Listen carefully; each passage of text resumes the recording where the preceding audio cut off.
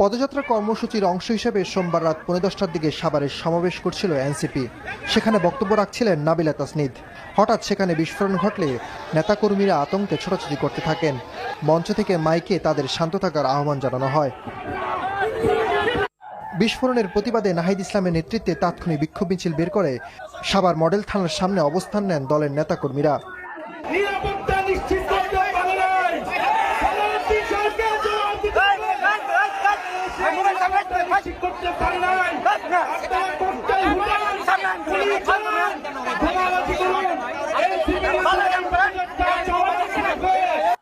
সাভারে হামলার প্রতিবাদে রাজধানীর বাংলা মোটরে বিক্ষোভ মিছিল করে এনসিপির নেতাকর্মীরা।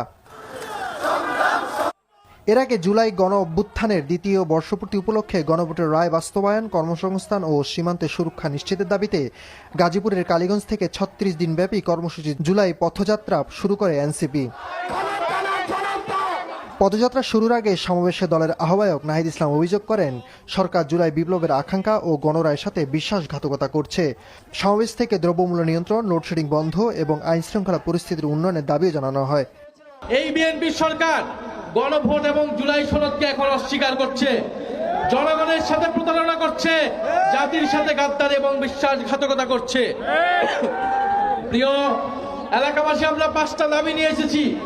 এই গণভোটের গণরায় বাস্তবায়ন করতে হবে, যার মাধ্যমে সংস্কার হবে, দেশে পরিবর্তন হবে, যেটা আপনার আমার আকাঙ্ক্ষা ছিল জুলাই গণ অভ্যুত্থানে। যে আকাঙ্ক্ষার কারণে আমরা এই পরিবর্তন দেখার জন্যই শেখ হাসিনার বিরুদ্ধে রাজপথে নেমেছিলাম। মাসব্যাপী পদযাত্রার কর্মসূচিতে সারা দেশ প্রদক্ষিণ